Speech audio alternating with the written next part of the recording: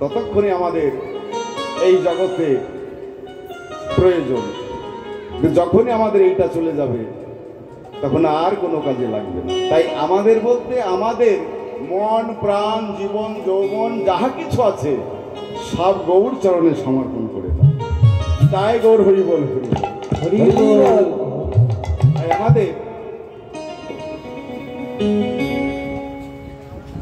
আমাদের বলতে যা কিছু, যারা গৌর বলতে আন জানে, আন বলতেও গৌর জানে, একমাত্র তারাই নিজেকে গৌর চরণে সমর্পণ করেছে।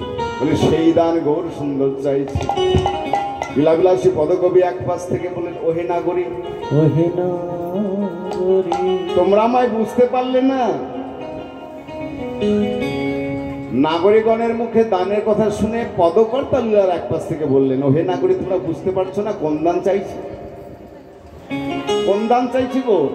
শাস্ত্রে বললেন দৈন মাপেশ্ব পাদপত নর্তিমতা, অর্থাৎ অহংতত্ত্ব শূন্য করে দীনতার ভাব অবলম্বন করে মতিকে শ্রী ভগবত চরণে সমর্পণ করা, সেই দান গৌর সুন্দর চাইছে।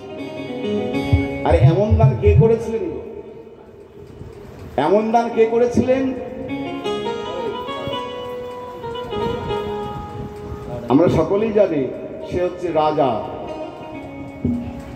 কোন রাজা? রাজা যুধিষ্ঠির। তিনি দান করবে বলে দানযোগ্য ঘোষণা করলেন। ঘোষণা করে বললেন, আমার রাজ্যে যত প্রজা আছো এবং যত প্রজা আছো, যত যা আছো, সকলকেই আমি সেবা দেব এবং দান দেব। এই বলে কি করলেন? ঘোষণা করলেন। এইবার সেই যেই না ঘোষণা করে দিলেন, তার রাজ্যে কি হলো? সেবা এবং দান, দান করে সকলকে দান করে দিল। সেবা এবং দান করলেন কবে? এইবার দান যখন সকলকে করে দিলেন, সেবা দিলেন, দান প্রায় সমাপ্ত, এমন সময়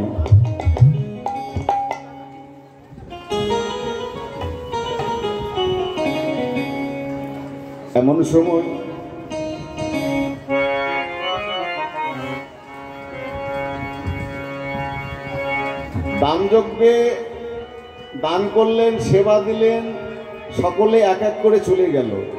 আর এমন সময় কি হয়েছে জানেন? বনের এক পশু, তিনি দানযজ্ঞে এসে গড়াগড়ি দিচ্ছে, এদিক ওদিক গড়াগড়ি দিচ্ছে। হরিবল হরিবল।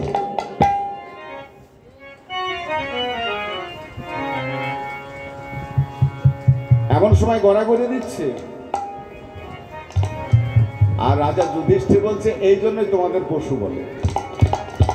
সকলে এখানে সেবা করলো, দান গ্রহণ করলো, এক এক করে ঘরে ফিরে গেল, আর তুমি দানও নিলে না, সেবাও করলে না, বা গড়াগড়ি দিচ্ছ। বলে কেন? রাজা, আপনি এত বড় যজ্ঞ করলেন, আমি মনে মনে ভাবলাম যে আপনার এই দান যজ্ঞে গড়াগড়ি দিলে আমার বোধহয় পূর্ণ হবে, কিন্তু তা তো হলো না। পূর্ণ হলো না মানে? হ্যাঁ, ভালো করে চেয়ে দেখুন তো, আমার যে দেহটা, ভালো করে রাজামশাই চেয়ে দেখলেন, সেই পশুর অর্ধেকটা সোনার বর্ণ আর অর্ধেকটা কালো বর্ণ। অর্ধেকটা সোনার আর অর্ধেকটা কালো। বলে হ্যাঁ, আমি তো দেখলাম তোমার অর্ধেক কালো আর অর্ধেক সোনা। বলে ওই তো আমি গড়াগড়ি দিয়ে অর্ধেকটা সোনার হয়েছে। আমি ভাবলাম আপনার এত বড় যজ্ঞ, সেই যজ্ঞে গড়াগড়ি দিলেই আমার বাকিটা সোনা হবে, কিন্তু তা তো হলো না। তাই আমার মনে হয় আপনার দানযজ্ঞ সম্পূর্ণ হলো না। বলে দানযজ্ঞ হলো না? আমি এত খরচ করলাম, এত দিলাম। বলে না, আপনার হয়তো দানই আছে, যেখানে আমি গড়াগড়ি দিয়ে আমার অর্ধেক সোনার বর্ণ হয়েছে। বলে আমার হয়তো দানই না তো? হ্যাঁ, সে আপনার মতো রাজা নয়। সে কি জানে? যে বনে আমি বাস করি, সেই বনে এক তালপাতার কুটিরে একটি ব্রাহ্মণ এবং ব্রাহ্মণী এবং একটি তার সন্তান, তারা প্রতিদিনের ন্যায় ভিক্ষা মেনে এনে গোবিন্দের সেবা দিয়ে গোবিন্দের সেবা দিয়ে তারা সেই প্রসাদ সেবা করে, আর আমি অবশেষে সেই প্রসাদ আমি সেবা করি।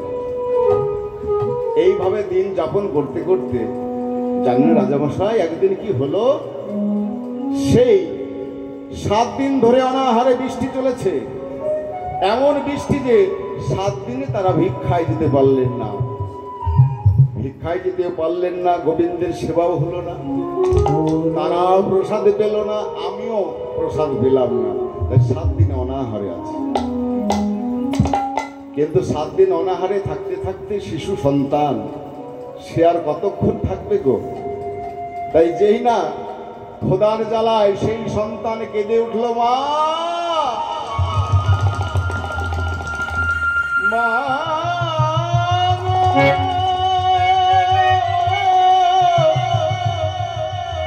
ও গো আমার মা। তাই সন্তান কেঁদে কেঁদে বলছে, মা মা বলে শিশু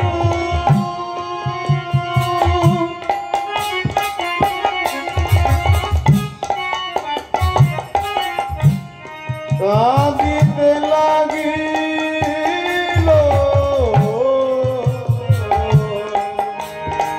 মা বলে শিশু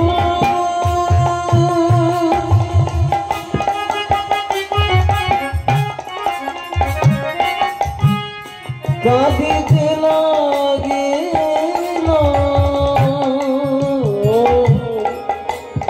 মামা শিশু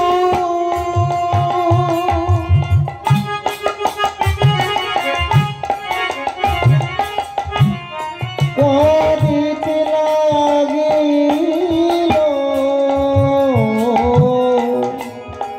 মামা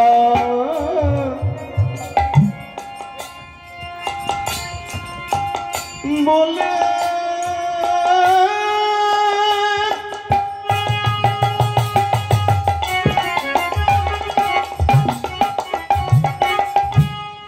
বলে মা গো মায়া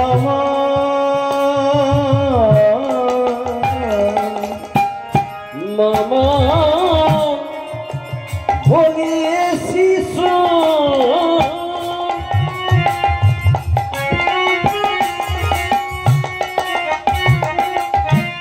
কাঁদিতে লাগিল।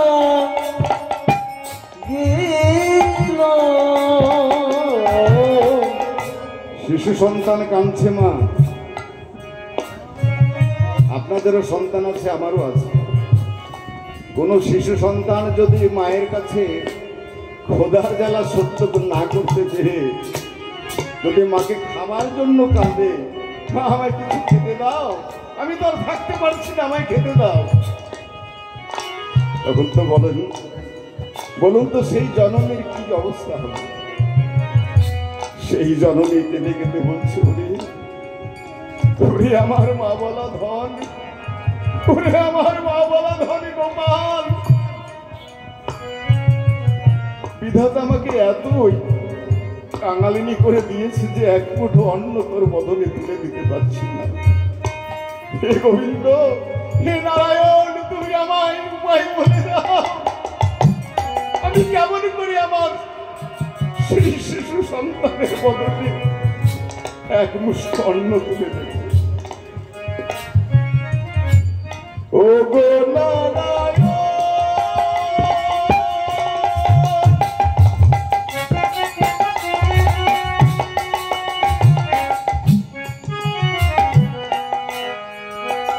ও গো নারায়ণ, নারায়ণ, তুমি আমার উপায় বলে দাও, আমি কেমন করে আমার সেই শিশু সন্তানের বদলে আমি এক মুঠো অন্ন তুলে দিতে পারি। যেই না নারায়ণকে স্মরণ করেছি, ভক্তদিন ভগবান ভক্তের ডাক শুনে ভক্তের বদনে যেই না কৃষ্ণ নাম এসেছে, অন্তর্যামী ভগবান বুঝতে পারলেন, অন্তরে জ্ঞানের বাতি জ্বালিয়ে দিলেন। আর সেই জ্ঞানে মা মনে মনে ভাবলো, তাই তো একবার আমি গৃহের ভিতরে গিয়ে দেখি যে আমার শিশুর, আমার সন্তানের জন্য কিছু আছে কিনা। যেই না গৃহের ভিতরে গেলেন, কয়েকটি হাঁড়ি খুঁজে বুঝতে পারলেন এক মুঠো ছাতু পেলেন গো, ছাতু। সেই মা কি করলেন, একটি কলার পাত্রে সেই এক মুঠো ছাতু একটু লাড্ডু তৈরি করলেন। লাড্ডু তৈরি করে তারা গোবিন্দকে না দিয়ে খায় না। গোবিন্দ অনাহারে আছে, 7 দিন অনাহারে, যে গোবিন্দ অনাহারে আছে, গোবিন্দের সেবা দিলেন। যেই না সেবা দিলেন, প্রসাদ হয়ে গেল। এবার সেই প্রসাদ শিশু সন্তানের বদনে যেই না দিতে যাবে, যেই না দিতে গেল, দ্বারে এক বৈষ্ণব ভিক্ষুক ভিক্ষাং দেহি বলে ডাকতে লাগলেন। ভিক্ষাং দেহি ভিক্ষাং দেহি। দাও মা, কে আছো মা, আমায় কিছু সেবা দাও, আমিও 7 দিন অনাহারে আছি। 7 দিন অনাহারে আছি যেই না বলেছে, মা বিপদে বললেন। আচ্ছা বলুন তো মা, সেই মায়ে কি করবে? তার সেই শিশু সন্তানের বদনে দেবে, না সে ভিক্ষুক বৈষ্ণব দ্বারে যে বসে আছে তাকে দেবে? হে গোবিন্দ, তুমি আমায় উপায় বলে দাও। হে গোবিন্দ, তুমি উপায় বলে দাও, আমি এখন কি করি, কাকে দিই? উপায় বলে দিলেন কে? না তো শিশু সন্তান। বললেন, মা তুমি এত ভাবছো, তোমার বদনে আমি শুনেছি। কি শুনেছ? যে অতিথি মানে নারায়ণ, সেই নারায়ণকে সেবা দিলেই ভক্তের সেবা হয়ে যায়। তাহলে তুমি সেই ভক্তকে, সেই ভিক্ষুককে, সেই বৈষ্ণবকে তুমি সেবা দাও, তাহলে আমার সেবা হবে। মা শিশুর সন্তানের কথা শুনে মা কি করলেন, সেই দ্বারে যে ভিক্ষুক ছিল বৈষ্ণব, সেই বৈষ্ণবকে সেবা দিলেন। বৈষ্ণব সেবা করে বললেন, তোমাদের কৃষ্ণ প্রাপ্তি হোক, তোমাদের কৃষ্ণের চরণে তোমাদের মতি হোক, কৃষ্ণ তোমাদের ভগবান।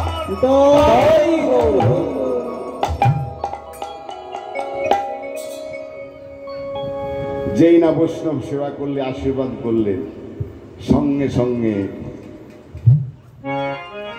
ওই বৈষ্ণব সেবা করার পরে যতটুকু ছিল উচ্ছিষ্ট, সেইটুকু সন্তানকে দিলেন, নিজের স্বামীকে দিলেন এবং নিজেও সেবা করলেন।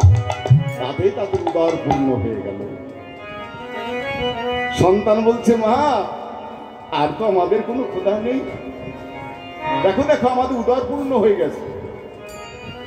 কিন্তু সেই বনের পশু, যে যার নাম আমরা জানি বিজির বলে ডাকি, সে বন থেকে বেরিয়ে এসে ওই কুটিরে ঘুরে বেড়াচ্ছে আর বলছে, হে গোবিন্দ, তুমিও তো সেবা পেলে, তোমার ভক্ত সেবা পেল, কিন্তু আমি কি করব, আমিও তো অনাহারে আছি। তাহলে সে বনের পশু কি করলেন জানেন? সে দেখলেন, আর চেয়ে চেয়ে দেখলেন, যার সেবা করার মতো আর কিছু নেই, আছে শুধু ওই কলার পাত্রে কিছু কিছু ছাতু কোনা, তার সেবা করা যাবে না, ধোলাই মিশে গেছে। তাই সেবা যখন করতে পারলো না, সেই বনের পশু কি করলো, সেবা না করে বলে গড়াগড়ি দিল গড়াগড়ি দিল গড়াগড়ি দিল গড়াগড়ি দিল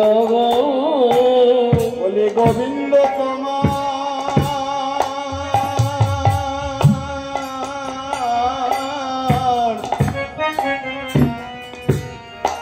ভোলামে বলে গড়াগড়ি দিল গোবিন্দ তোমার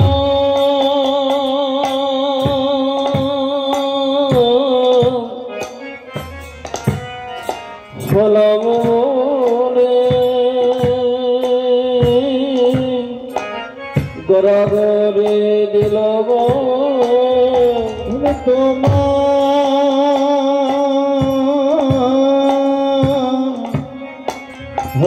বলে গরাগরি দিল গো বলে গোবিন্দ তোমার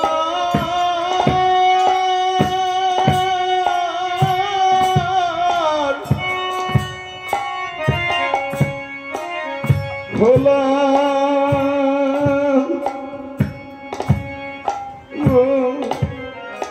বলে গড়াগড়ি দিলাম গোবিন্দ তোমার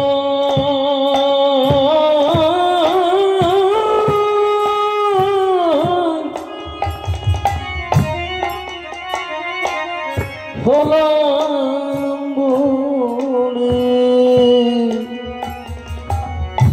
গরাগরি দিল গো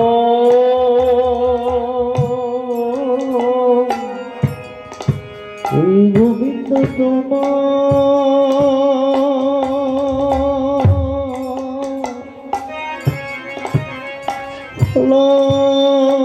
বলি মরিলে দয়া করিতে পারো গোবিন্দ বলি করিলে দয়া করিতে পারো গোবিন্দ তোমায় হলাম বলি গড়াগড়ি দিলাম গো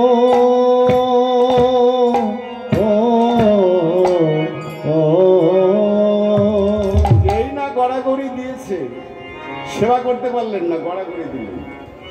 তাতেই যতটুকুই ধোলা কোনায় ছাতু লেগে থাকলো ততটুকুই স্পর্শ করলো আর ততটুকুই সোনার বর্ণ হলো। ও মা কেমন করে হলো গো? এবার ভেবে দেখুন। একই হচ্ছে ভিক্ষা মাঙা দ্রব্য, নগরে নগরে ভিক্ষা করে এনেছিলেন গোবিন্দ সেবার জন্য। গোবিন্দকে সেবা দিলেন, সেটা কি হলো? গোবিন্দের প্রসাদ হলো। সেই প্রসাদকে সেবা করলেন, বৈষ্ণব সেবা করলেন, ভিক্ষুক বৈষ্ণব সেবা করলেন। তাহলে বলুন তো, প্রসাদ আর প্রসাদ রইল। আর সেই বৈষ্ণবের উচ্ছিষ্ট ভক্ত সেবা করলেন, মানে সন্তান ব্রাহ্মণ সেবা করলেন। আর সেই ব্রাহ্মণের উচ্ছিষ্ট অবশিষ্ট যা রইল, যা সেবা করা গেল না, ধোলাই মিশ্রিত হয়ে গেল। হরিবল হরিবল। সেই জন্য যেথায় হয় হরিনাম সংকীর্তন, সেথায় হয় মধুর বৃন্দাবন। মধুর বৃন্দাবন। আর আমার সেখানে কি করি গো? ভক্ত হলে সেই ভক্ত কি করে? সেই স্থানে গড়াগড়ি দেয়। মানে কত বৈষ্ণব ভক্ত সকলেই আগমন হয়, তাদের চরণ ধুলে সেই স্থানে রয়ে যায়। তাই প্রসাদ হইতে মহাপ্রসাদ হলো সেই প্রসাদ। আর সেই প্রসাদ সেবা না করতে পারে গড়াগড়ি দিল, আর সেই গড়াগড়িতেই অর্ধেক সোনার বর্ণ হয়ে গেল। আর সেই পশু বললেন, হে রাজন, আমি মনে মনে ভাবলাম আপনি এত বড় যজ্ঞ করলেন, তো এত বড় যজ্ঞে গড়াগড়ি দিলেই বাকিটা আমার সোনা হয়ে যাবে, তা তো হলো না। কেন হলো না গো? কেননা দানের মাঝে যদি কোনো অহংকার থাকে তাহলে তো দান হবে না। তিনি রাজা, তিনি ভাবলেন কি যে আমার রাজগড় থেকে সামান্য কিছু দান করে দেব। এইসব সাধু গুরু বৈষ্ণব ভক্ত, প্রজা সামান্য কিছু দান করে দিলে তাতে আমার কি আছে? রাজার মেলায় আছে, রাজার মেলায় আছে, অনেক আছে। তাই সেই জন্য যে অহংকার হলে দান হবে না। কিন্তু সে ব্রাহ্মণের তো আর কিছু ছিল না, ওই এক মুঠো ছাত্র, তাও বা ভিক্ষা করা। সেই জন্য রাজনকে বলে, হে রাজন, আপনার যজ্ঞ সম্পূর্ণ হলো না। তাই শাস্ত্রে বললেন যে শোনো, দৈন মাপেস্য পাদ পতনূর্তিম, অর্থাৎ অহংতত্ত্ব মানে অহংকার থাকলে দান হবে না। অহংতত্ত্ব শূন্য করে দীনতার ভাব অবলম্বন করে মোদীকে শ্রী ভগবত চরণে সমর্পণ করা, সেই দান গৌর শুনতে চাই। হরি বল হরি বল। বলে সেই দান কেমন ভাবে গৌর শুনতে চাইছে, কেনই বা চাইছে? তাই কিসের লাগে দান চাহ আমার গোরা দ্বিজ মনে, গোরা দ্বিজ মনে পেত্র দিয়া বলিয়া রাখো হে তার, রাখো হে তারে। তুমি কোন দান চাইছো? কিন্তু গৌর হরি কোন দান চাইছে? দুটি বাহু প্রসারিত